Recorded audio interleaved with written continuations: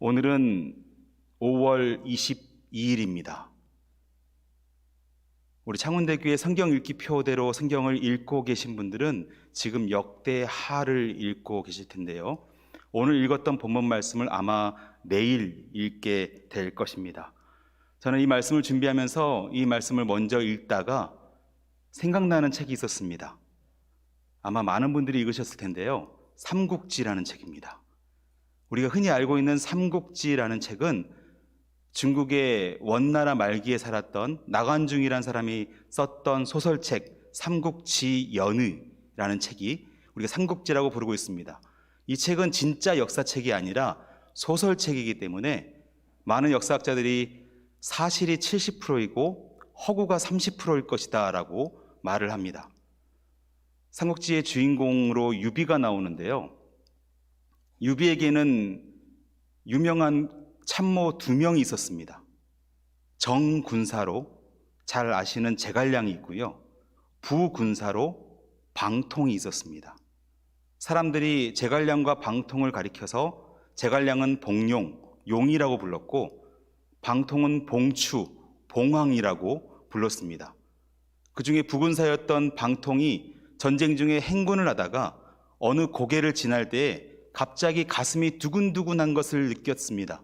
그래서 옆에 있던 군사에게 이곳의 지명이 무엇이냐라고 물었는데 그 지리를 잘 알던 병사가 이곳의 이름은 낙봉파입니다 라고 대답했습니다. 그때 방통이 내 호가 봉추인데 낙봉파, 봉이 떨어지는 곳이라니 참 불길하다 라는 말을 하자마자 매복해 있던 군사들의 활에 맞아서 죽었습니다. 봉이 떨어지는 곳 낙봉파에서 봉추가 죽었습니다.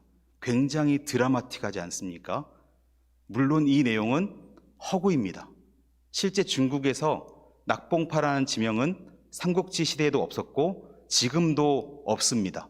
나관중이 소설의 재미를 위해서 만들어낸 이야기입니다. 저는 오늘 말씀 읽으면서 이 삼국지의 대목이 생각났습니다. 오늘 말씀 역대하 20장 말씀도 우리가 인간적인 시선으로 냉정하게 바라보면 뭔가 허구 같은 냄새가 풀풀 풍깁니다. 오늘 20장 말씀은 대략 이렇습니다. 남유다의 4대 왕이었던 여호사밧 왕이 있었습니다. 하나님을 잘 섬기는 왕이었습니다. 그런데 어느 날 세 나라가 연합해서 남유다에 공격을 해왔습니다. 그 군대의 수가 얼마인지는 정확히 기록되어 있지 않지만 오늘 말씀 2절에 보면 큰 무리가 왕께 다가옵니다라는 보고가 있고요. 여호사밧 왕이 그 말을 듣고 두려워했다라는 것으로 봐서 당시의 남유다의 국방력이 이 세 나라 연합군을 이기지 못할 것으로 추측이 됩니다. 여호사밧 왕이 어떻게 하지 못하고 하나님 앞에 살려달라고 기도하는데 하나님께서 그 기도에 응답하시고 선지자 야하시엘을 보내서 이 전쟁은 너에게 속한 것이 아니라 우리가 방금 전에 찬양했던 것처럼 이 전쟁은 여호와께 속한 것이다. 너희는 가만히 있고 하나님께서 행하시는 구원을 봐라 라고 하면서 단지 너희는 군대 앞에 거룩한 예복을 입은 찬양대만 세워놓고 찬양을 해라. 실제로 여호사밧이 그렇게 했는데 찬양을 하자마자 복병이 나타나서 그 세 나라 연합군과 싸워 이깁니다. 그리고 승리한 다음에 유다의 백성들이 전리품을 취하고 돌아오는 길에 골짜기에서 하나님을 송축했다고 했는데 그 송축한 골짜기 이름이 브라가 골짜기입니다. 아마 좋은 성경책을 가지고 계신 분들은 브라가 옆에 괄호 1번이 쳐 있을 것입니다. 그리고 밑에 뭐라고 써 있습니까? 여러분 성경책 한번 보시면 괄호 1번으로 뭐라고 써 있죠? 송축이라고 적혀 있을 것입니다. 브라가 골짜기의 뜻은 송축의 골짜기, 또 다른 뜻으로는 축복의 골짜기입니다. 하나님께서 승리하게 하시고 송축했던 골짜기 이름이 송축의 골짜기입니다. 뭔가 짜맞힌 것 같은 느낌이 들지 않습니까? 아무것도 안 하고 그냥 찬양만 했는데 전쟁에서 이기는 복을 누렸던 그 골짜기 이름이 축복의 골짜기입니다. 뭔가 소설 같지 않습니까? 물론 저는 이 성경 말씀을 100% 하나님 말씀이라 믿고요. 100% 진리의 말씀이 담긴 책이라고 믿습니다. 아까 말했던 삼국지의 낙봉판은 중국 지명에 없는 허구입니다. 하지만 브라가는 실제로 존재하는 곳입니다. 사진을 한번 띄워주면요. 브라가는 실제 지금 저렇게 생겼습니다. 실제로 이 남유다 백성들이 세 나라 연합군과 대치했던 엔게디 지역에서 예루살렘으로 돌아가는 길 중간에 있는 실제 하는 골짜기입니다. 하나님 말씀은 하나도 거짓이 없이 실제로 이루어진 역사이고 실제로 지금도 우리에게 나타내 보이셔서 똑같은 일을 행하시는 분이 바로 우리가 믿는 여호와 하나님이신 줄을 믿으시길 소망합니다. 하나님 말씀은 제가 처음에 말했던 삼국지 같은 소설이 아니라 정말로 일어난 일입니다. 하나님은 정말로 송축했던 그곳이 송축의 골짜기, 브라가 골짜기, 축복을 누렸던 그곳이 바로 진짜 브라가 골짜기, 축복의 골짜기였습니다. 이 말씀을 보면서 저는 여러 가지 질문이 또 생겼습니다. 그렇다면 왜 하나님이 찬양대를 세우라는 특별한 방법으로 승리하게 하셨을까? 아니, 그 질문하기 전에 또 한 가지 또 전제가 생겼습니다. 아니, 그렇다면 지금도 우리가 전쟁을 할 때 찬양대를 앞에 내세우면 승리할 수 있을까요? 6.25 때 남한 백성들이 하나님 믿는다고 찬양팀을 앞에 내놓고 전쟁을 하면 북한군이 물러갔을까요? 대답이 없는 거 보니까 그렇지 않을 것 같은데라고 속으로 생각하시는 것 같습니다. 아마 그렇지 않을 거라고 저는 분명하게 믿고 있습니다. 왜 안 될까요? 여호사밧 때는 찬양으로 승리했는데 왜 우리는 안 될까요? 우리 찬양이 부족해서입니까? 남유다의 찬양보다 우리가 뭔가 모자란 점이 있고 우리 찬양대와 찬양팀의 실력이 모자라기 때문입니까? 그럼 우리가 어떤 찬양을 해야지 승리할 수 있을까요? 우리가 더 아름다운 목소리로, 더 높은 목소리로, 더 좋은 음악적인 실력을 가지고 찬양하면 적군을 물리치고 우리의 인생의 전쟁 가운데 승리할 수 있을까요? 이것은 무당과 같은 말입니다. 무당들이 흔히 하는 말이 있죠. 동쪽에 귀인이 나올 것이다. 가봤더니 없습니다. 그럼 뭐라고 합니까? 정성이 부족해. 복체가 부족하단 말이죠. 우리가 만약에 찬양이 부족해서 우리의 실력이 모자라서 우리는 찬양으로 이길 수 없다라고 말하면 우리는 무당과 똑같은 말을 하는 것입니다. 제가 어릴 때 성경을 읽다가 참 의문나는 점이 많았는데요. 그 중에 하나가 이것이었습니다. 율법을 보면 지성소에는 대제사장이 1년에 한 번 들어가고 그것도 죄가 있으면 죽었습니다. 그런데 바벨론 포로로 끌려갈 때 바벨론이 하나님의 성전을 다 부수고 그 안에 있는 기물들을 끌어왔습니다. 그리고 바벨론의 왕들이 하나님께 제사를 드릴 때 썼던 잔을 가지고 술을 마셨습니다. 그런데 왜 안 죽었을까요? 세계사를 보는데 셀류크스라는 왕조의 에피파네스라는 왕이 예루살렘의 성전에 실제로 들어갑니다. 법궤를 열어봤습니다. 근데 안 죽었습니다. 로마의 장군이었던 폼페이우스라는 장군이 성전을 다 무너뜨렸는데 안 죽었습니다. 어릴 때 성경과 세계사를 보면서 굉장히 궁금했습니다. 왜 하나님이 구약의 율법 때는 죽는다고 해놓고 그 다음에는 안 죽지? 하나님이 돌아가셨나? 하나님이 잠깐 조셨나? 왜 이때는 죽는다고 했다가 왜 이때는 안 죽는 건가? 이런 생각이 들었습니다. 그런데 이 답이 성경 속에 있습니다. 모세와 여호수아가 법궤를 가지고 전쟁에도 승리하고 요단강도 건넜지만 엘리 제사장의 두 아들인 홈리와 비나스는 법궤를 가지고 나왔지만 전쟁에 졌을 뿐만 아니라 모두가 목숨을 잃었습니다. 하나님께서 여호사밧 때는 찬양으로 이기게 하셨습니다. 하지만 중요한 것은 찬양이 포인트가 아니었습니다. 찬양대를 격하하는 게 아닙니다. 이 오늘 말씀 역대하 20장에서 찬양으로 승리했다라는 대목은 그럼 우리도 찬양을 열심히 부르면 승리한다, 그런 의미가 아니라 하나님의 관심은 찬양으로 이겼다에 있는 게 아니라 이 승리를 과연 누가 주셨는가? 하나님께서 이 일을 행하셨습니다. 찬양으로 이겼다는 게 중요한 게 아니라 이 전쟁의 승리는 누가 행하셨냐? 바로 여호와 하나님께서 이기게 하셨습니다.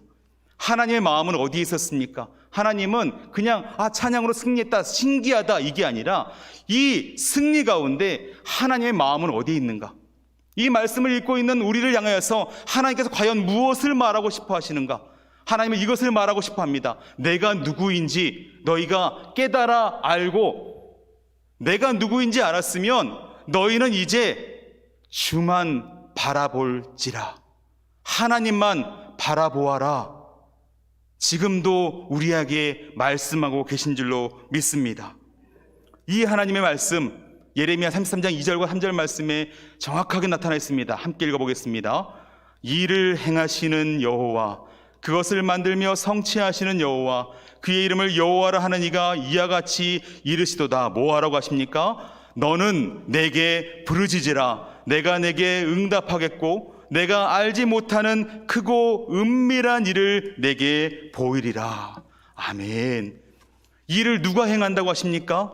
여호와 하나님께서 행하셨습니다. 찬양으로 이긴 게 중요한 게 아니라 이 일을 행하시는 분은 여호와 하나님이신데 우리가 무엇을 하라고 합니까? 너는 내게, 하나님께 부르짖어라. 그러면 내가 크고 은밀한 일을 너에게 보이겠다라고 말씀하십니다. 오늘 말씀 22절에 정말 신기한 일이 있습니다. 은밀하고 놀라운 일이 일어납니다. 22절 말씀에 보면 복병이 나타납니다. 하나님이 분명히 이스라엘 군대는 뒤로 그냥 열을 세워서 물러나 있고 그 앞에 찬양대 가운 입은 찬양대가 앞에서 찬양만 해라 라고 했는데 이상하게 복병이 나타납니다. 찬양을 시작하자마자 복병이 나타납니다. 이 복병이 누굴까요? 이스라엘 백성은 아닌 것 같습니다. 과연 누굴까요? 많은 성경학자들이 이 복병이 누구냐에 대해서 설왕설래합니다. 하지만 딱 한 가지 모든 신학자들이 공통적으로 말하는 게 있습니다. 그것이 무엇이냐면 이 복병이 누구인지는 정확하게 모르지만 이 복병이 누군가에 관계없이 중요한 것은 이 복병을 그 자리에 배치한 분이 바로 여호와 하나님이시라는 사실입니다. 하나님께서 이 복병을 미리 배치하시고 하나님께서 섭리로 다스리면서 이 복병을 통해서 저 적군들, 이길 수 없을 것 같던 큰 무리들을 이기게 하시고 그들을 쳐서 그들이 서로 자중질환을 벌여서 스스로 지도록 물러나도록 만드신 분이 바로 여호와 하나님이시다. 이 모든 일을 계획하신 분도 하나님이시고 이 일을 이루신 분도 하나님이시고 여호사밧 왕이 단지 하나님께 나는 주님만 바라봅니다라고 기도했을 뿐인데, 단지 찬양만 했을 뿐인데 이 일을 성취하시고 승리를 안겨주신 분도 여호와 하나님이신 줄로 믿으시길 소망합니다. 우리의 삶도 마찬가지입니다. 하나님은 이 승리를 맛보게 하신 여호사밧 왕에게, 유다 사람들에게 너희가 이 승리를 맛보았으면 계속해서 이것을 기억해라. 하나님은 이 일을 행하셨을 뿐만 아니라 하나님은 계속해서 우리가 주만 바라보기를 원한다. 나만 바라보아라. 니들이 한 거 아니야. 내가 한 거야. 니들이 뛰어나서 이긴 거 아니야. 너희가 그냥 단지 나만 바라보겠습니다, 주님만 바라보겠습니다라고 구하니까 내가 이기게 해준 거야. 니들이 잘한 거 하나도 없어. 너희가 할 수 있는 거 하나도 없어. 다 누가 하셨습니까? 일을 행하시는 여호와 하나님께서 일을 행하셨다라는 것을 우리에게 기억하라라고 똑같이 말씀하고 계십니다. 우리가 읽고 있는 역대기, 이 책은 바벨론 포로 당시에 쓰인 책입니다. 바벨론 포로 당시에 이스라엘 백성들에게 제일 궁금했던 질문은 이것이었습니다. 우리가 다윗의 후손인데, 하나님께서 택하신 선민인데 어떻게 우리가 멸망당하고 그것도 저 할례받지 않은, 믿지 않은 이방인들의 포로가 될 수 있습니까? 하나님 왜 우리를 저버리셨습니까? 그런데 이스라엘 백성들이 오늘 말씀을 읽으면 아, 그렇구나 라고 답을 얻었을 것입니다. 우리가 주만 바라보지 않아서, 어떠한 상황에서도 주만 바라봐야 되는데 주님만 바라보지 않아서 우리가 이 멸망과 수치를 당하고 있구나라고 깨달았을 것입니다. 사랑하는 성도 여러분, 우리가 어떠한 상황 속에서도 주님만 바라보는 저와 여러분이 되시기를 간절히 소망합니다.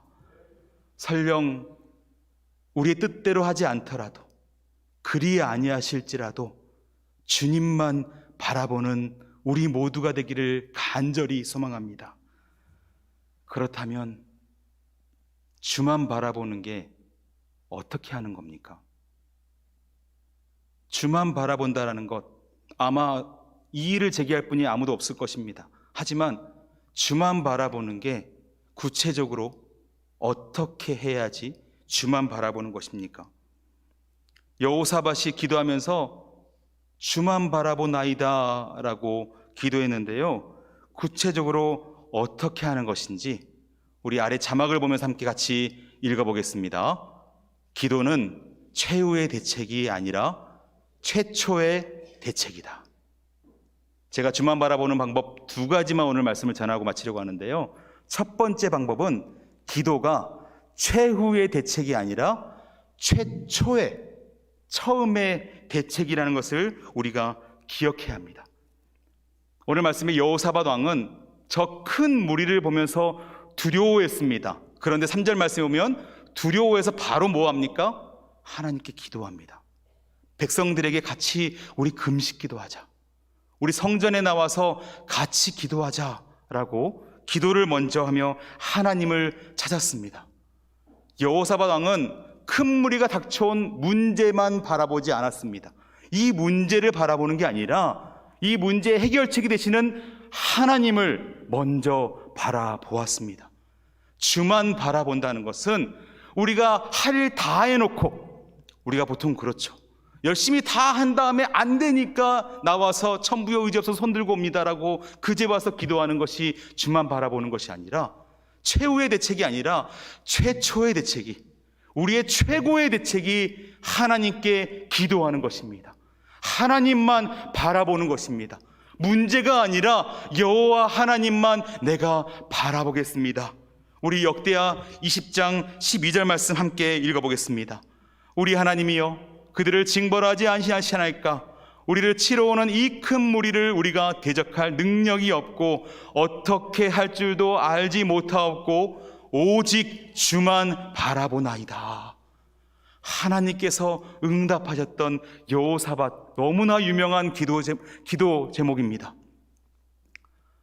어찌 할 바를 모른다, 이 여호사밧의 말이 정말로 우리가 손쓸 방법이 없습니다, 나는 아무것도 못하겠으니까 알아서 해주십시오, 이런 의미가 아닙니다. 문제가 아니라 문제보다 더 크신 하나님 바라보면서, 하나님, 우리는 연약합니다. 나는 무능하고 연약하지만 하나님이면 하실 수 있잖아요. 나는 못하지만, 우리나라는 이길 수 없지만 하나님은 이길 수 있잖아요. 오직 주만 바라보겠습니다. 이것이 여호사밧의 모습이었습니다. 하나님께서 이것을 보시고 주만 바라보는 모습이라 바라보시고 응답하시면서, 전쟁은 너에게 속한 것이 아니라 하나님께 속한 것이야 라고 하면서 찬양으로 승리하게 하셨습니다. 우리는 어떻습니까? 우리는 과연 문제가 있을 때 하나님 먼저 바라보십니까? 아니면 문제를 먼저 바라보십니까? 우리가 교회에서 생활하고 예배하고 간절히 기도한다고 하지만 실제로 현실의 문제가 닥칠 때 어떻게 합니까? 제가 신방을 하고 성도님들 상담하다 보면 많은 성도들이 정말 어려움이 닥치면 오히려 잠시 교회를 떠나고 이 예배의 자리를 잠깐 떠나고 교제의 자리, 특별히 목장 모임의 자리를 잠깐 거리두기 하는 모습을 자주 볼 때가 있습니다. 우리가 좋은 일이 있을 때, 자녀가 대학에 합격해서 자랑하고 싶을 때, 축하받고 싶을 때는 얼마든지 같이 나누고 교제합니다. 그런데 자녀가 대학에 떨어지고 취업을 못하고 결혼을 못하고 남편이 명예퇴직을 당하고 내가 중한 병이 걸렸을 때는 주변 성도들에게 기도의 제목을 요청할 때 너무나 큰 용기가 필요하더라고요. 좋을 때는 자주 말하지만 내가 어려운 일 생기면, 내가 감추고 싶은 일이 생기면 그렇게 열심히 기도하던 사람이 기도마저 나오지 않습니다. 기도 부탁하기가 참 부끄럽습니다라고 그렇게 말하는 모습을 종종 발견하고 합니다. 하지만 오늘 말씀에서 하나님은 우리에게 기도가 다 해본 다음에 안 되는 최후의 대책이 아니라 첫 번째로 최초의 대책, 최고의 대책이 되어야 한다라고 우리에게 분명하게 말씀하고 계십니다. 성경은 고난이 유익이라고 합니다. 왜 그렇습니까? 고난을 통해서 하나님을 더 만나게 되고 우리가 천국에 이르는 길을 더 발견하게 되기 때문입니다. 우리 인생 가운데 폭풍이 몰아칠 때 이 폭풍은 우리에게 너무나 중요한 교훈을 줍니다. 우리가 하나님 앞에 온전히 내 모든 것을 바칠 수 있는 기회를 허락합니다. 혹시 여러분 지금 인생 가운데 어려움이 있으십니까? 경제적으로, 코로나 때문에 경제적으로 어려우신 분들이 정말 많더라고요. 요즘 들어서 아프신 성도님들이 너무 많습니다. 자녀의 문제, 직장의 문제, 여러 가지 문제가 있으십니까? 여러분들이 지금 겪고 있는 지금의 인생의 폭풍은 어제도 계시고 오늘도 계시고 영원토록 우리와 함께 하신 여호와 하나님만 바라볼 수 있는 소중한 기회인 줄로 믿으시길 소망합니다. 우리가 주만 바라보려면 첫 번째로는 기도가 최초의 대책이 되어야 합니다. 두 번째는 이것입니다. 우리 같이 한번 읽어보겠습니다. 나의 불화가를 기억하고 생각하라. 제가 오늘 이것에서 설교의 제목을 정했습니다. 당신의 불화가는 어디입니까? 라고 설교의 제목을 정했는데요. 내 삶에서 기도가 최초의 대책이 되려면 어떻게 해야 되는가? 우리가 지금까지 살아오면서 겪어온 불화가들이 있을 것입니다. 오늘 말씀에 보면 두려움이란 단어가 계속해서 등장합니다. 20장에서 4번이나 두려움이라는 단어가 등장하는데요. 20장 하나하나 이야기를 읽어가면 두려움의 주체가 점점 바뀌어갑니다. 처음에는 3절에서 여호사밧이 큰 무리를 보고 두려워했습니다. 그런데 하나님께서 선지자 야하시를 보내서 두려워하지 말아라. 15절에 보면 이 큰 무리로 말미암아 두려워하거나 놀라지 말라. 이 전쟁은 너희에게 속한 것이 아니요 하나님께 속한 것이다 라고 하면서 17절에 다시 한번 두려움에 대해서 말합니다. 너희는 두려워하지 말며 놀라지 말고 내일 그들을 맞서 나가라. 여호와가 너희와 함께 하리라. 여호사밧이 무리를 보고 두려워했는데 하나님께서 두려워하지 말아라 라고 하면서 찬양으로 승리를 주시고 브라가에서 송축의 골짜기를 만드십니다. 그 다음에 29절에 보시면 이렇게 나옵니다. 이방 모든 나라가 여호와께서 이스라엘의 적군을 치셨다함을 듣고 하나님을 두려워함으로. 무리를 보고 여호사밧이 두려워했는데 하나님께서 응답하시고 함께 하시니까 이제 어떻게 바뀝니까? 여호사밧이 무리를 두려워했는데 무리가 하나님을 두려워하게 됩니다. 여러분은 인생 가운데 이런 경험이 있지 않으셨습니까? 브라가라는 곳은 두려움이 가득했던 자리가 송축의 골짜기, 찬양의 골짜기로 바뀐 자리입니다. 내가 질 것 같았던, 멸망당할 것 같았던 자리가 하나님께서 함께 하시니까 오히려 승리의 복을 누리게 했던 자리가 바로 브라가 골짜기입니다. 여러분들 인생 가운데 그런 일이 있지 않았습니까? 기억해 보십시오. 기독교는 체험의 종교입니다. 하나님께서 직접 우리에게 찾아오셔서 내가 하나님이야 라고 계시하시고, 그 하나님을 만난 고백이 있는 성도들이 서로 그 고백을 나누며 함께 예배하고 교제하는 공동체가 바로 이 교회, 기독교 공동체입니다.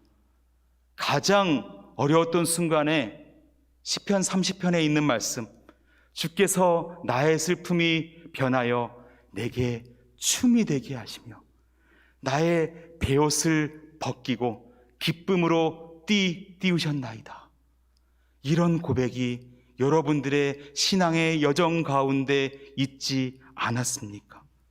이런 고백을 하는 성도들은 아무리 어렵고 아무리 힘들어도 주님을 떠나지 않습니다. 모태신앙의 자녀들이 왜 나이가 들면 교회를 떠납니까? 이 고백이 없기 때문입니다. 브라가를 경험한 적이 없습니다. 절망이었지만 기쁨으로 바꿔주신 하나님을 만난 적이 없기 때문에 조그마한 어려움, 조그마한 스트레스, 조그마한 자유를 누리려고 하나님을 너무나 쉽게 떠나지 않습니까? 물론 이곳에 모인 저와 여러분들은 모두가 그 경험을 가지고, 브라가의 경험을 가지고 지금도 넉넉히 이기며 살아가고 있다고 생각하지만, 사실 우리가 지금도 현실의 고통과 어려움을 당할 때 지금도 우리는 두려워하고 지금도 우리는 흔들립니다. 본문 말씀 20절에 보면 너희는 너희 하나님 여호와를 신뢰하라 그리하면 견고히 서리라 라고 말했지만, 우리가 하나님을 진실되게 신뢰하는 것이 과연 가능합니까? 어떠한 상황 속에서도 그리 아니하실지라도 하나님을 진실되게 신뢰하는 것이 과연 우리에게 가능합니까? 우리 마지막으로 이사야서 41장 10절 말씀 함께 읽겠습니다. 두려워하지 말라 내가 너와 함께함이라. 놀라지 말라 나는 내 하나님이 됨이라. 내가 너를 굳세게 하리라. 참으로 너를 도와주리라. 참으로 나의 의로운 오른손으로 너를 붙들리라. 아멘. 우리가 어떻게 이 고백을 보면서 아멘이라고 응답할 수가 있습니까? 하나님이 나에게 브라가 골짜기를 경험하게 해주셨기 때문입니다. 이전에도 나에게 슬픔이 변하여 기쁨이 되게 하신 하나님, 두려움이 변하여 송축의 골짜기로 이끄신 하나님, 그 하나님, 그것을 경험하게 하신 하나님께서 지금도 앞으로도 나와 함께 하시면 내가 세상에서는 환난을 당하나 담대하라 내가 세상을 이기었노라, 이 말씀을 분명히 믿고 신뢰할 수 있습니다. 이렇게 고백하게 될 줄로 믿습니다. 기억하십시오. 내가 언제 이 브라가를 체험했습니까? 그때의 나의 모습은 어땠습니까? 또한 지금은 어떻습니까?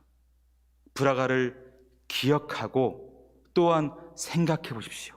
지금 여러분의 브라가가 지금 이 순간에는 어디에 있는가? 내가 하나님 앞에 가장 내놓기 싫고 가장 하나님 앞에 온전히 나가기 싫은 자리가 바로 브라가일 수 있습니다. 우리가 지금 새벽마다 출애굽기를 묵상하고 있는데요, 바로왕을 보면 얼마나 핑계가 많습니까? 왜 그렇게 타협을 합니까? 너희가 그래 나가도 좋지만 어린아이들은 두고 가라. 흑암쟁왕이 임하니까 그래 다 나가도 좋은데 짐승과 제사는 두고 가라. 우리가 이렇게 하나님과 타협하고 있지 않습니까? 하나님, 내 경제만은 못 놓겠습니다. 내 자녀만은, 내 직장만은, 내 꿈만은, 나의 건강만은, 내 시간만은 내놓지 못하겠습니다. 조금만 봐주십시오. 그 부분이 바로 지금 여러분의 브라가일 수 있습니다. 내가 예전에 하나님을 만나고 슬픔이 기쁨으로 변했던 그 자리를 기억하신다면, 그 하나님을 기억하고 하나님을 신뢰하며 나아가길 원하신다면, 우리가 주만 바라보려면 어떻게 해야 되느냐? 예전에 나에게 불화가 골짜기 허락하신 하나님, 지금도 내가 그 불화가 골짜기를 경험하고 싶습니다. 내가 지금 지나고 있는 이 불화가 골짜기 하나님 앞에 내어놓겠습니다. 내가 타협하지 않고 하나님 앞에 내어놓겠습니다. 가장 내려놓기 힘든 이것을 하나님 앞에 내어놓겠습니다. 이것이 바로 진짜 주만 바라보겠습니다 라는 그런 뜻인 줄로 믿습니다. 하나님의 말씀은 삼국지 같은 소설이 아닙니다. 분명히 하나님은 송축의 골짜기에서 송축하게 하시고 축복의 골짜기에서 전쟁의 승리의 복을 누리게 하셨습니다. 그 역사를 이루셨던 하나님이 지금 우리가 믿는 여호와 하나님과 동일한 하나님이신 줄로 믿으시길 소망합니다. 물론 지금 우리가 찬양한다고 승리하지 않습니다. 엘리 세상의 아들들이 법궤를 끌고 왔던 것처럼 우리가 법궤를 들고 나간다고 승리하지 않습니다. 하나님 우리 인생 가운데 동일한 방법으로 역사하시지는 않습니다. 하지만 우리가 그 하나님 온전히 믿고 기도를 최초의 대책으로 삼고 내가 경험했던 불화가를 기억하면서 지금 내가 지나고 있는 이 불화가를 생각하며 하나님만 의지하며 주님만 바라보고 나아갔을 때 하나님께서 우리에게도 동일한 은혜로 다양한 방법으로 하지만 최고의 방법으로 우리 삶에도 역사하고 계신 줄로 믿으시길 소망합니다. 제가 마지막 예화로 말씀을 마치겠습니다. 제가 이 말씀을 준비하면서 주만 바라볼지라는 여호사밧의 기도가 있기 때문에 주만 바라볼지라는 곡이 우리에게 너무나 유명한데 이 곡의 작곡 배경을 다시 한번 찾아봤습니다. 이 곡은 아마 어르신 세대들은 잘 아실 텐데요. 다윗과 요나단이라는 팀의 황국명 목사님께서 만든 곡입니다. 제가 일부러 유튜브에 가서 1시간 넘게 하시는 간증을 다 들어봤는데요. 마지막에 이 주만 바라볼지라 작곡 배경을 설명하시더라고요. 목사님께서 다윗과 요나단을 하시고 여러분들 아신 것처럼 굉장히 잘 나가셨습니다. 큰 교회에 가시고 많은 사람들이 모인 곳에 가서 찬양을 했습니다.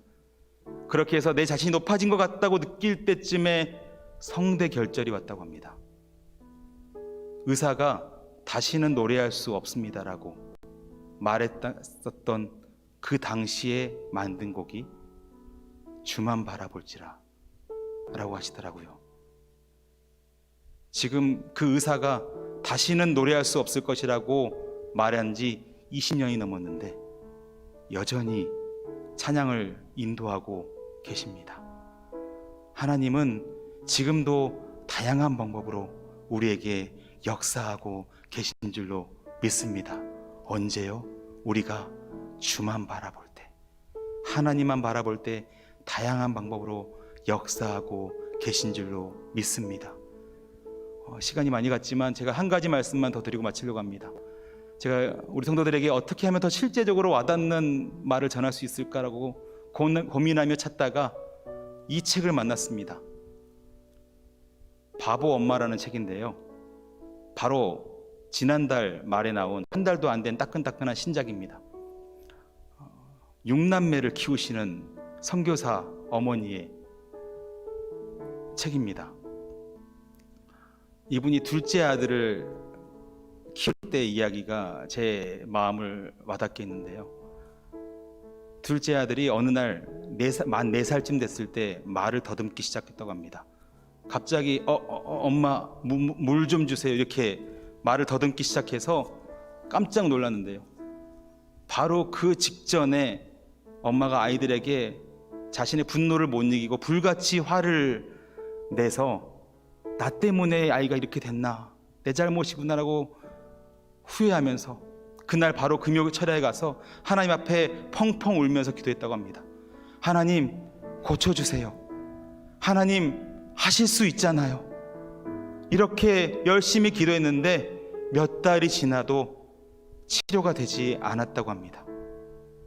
그렇게 하나님 앞에 기도하던 중에 하나님께서 마음속에 한 가지 방법이 떠오르게 하셨는데, 말씀 암송을 놓치지 마라 라는 그런 마음이 들어서 말 더듬는 아이를 놓고 빠르지 않게 천천히 말씀을 암송하게 시켰다고 합니다. 놀라운 일이 일어났습니다. 여전히 말을 더듬는데 암송한 말씀만은 더듬지 않았다고 합니다. 그래서 계속 매일매일 말씀을 암송시켰는데 그 아이가 10살이 되고, 지금 말레이시아 선교사님이신데요, 10살이 된 아이가 한국어와 영어를 동시에 능통하게 말하고 있답니다. 물론 지금 말 더듬는 아이에게 똑같은 방법을 적용할 수는 없습니다. 저도 첫째 딸이 언어 치료 받으라는 판정을 받은 적이 있어가지고 이 대목이 너무 공감이 갔습니다. 제가 아는 사모님 중에도 지금 더 나이가 많은 아들이 언어 치료를 받고 있어서 더 공감이 되더라고요. 하지만 그 아이에게 똑같은 방법, 성경 암송하세요라고 가르쳐줘도 치료가 안 될 수도 있습니다. 하지만 분명한 것은 하나님 하실 수 있잖아요. 하나님 하실 수 있잖아요. 하나님만 바라보고 주만 바라보시면 하나님께서 우리에게도 다양한 방법으로, 우리 인생의 문제들의 가장 최고의 방법으로 지금도 우리에게 은혜를 내려주실 줄로 믿습니다. 우리 그 마음 가지고 함께 이 찬양을 고백했으면 좋겠습니다.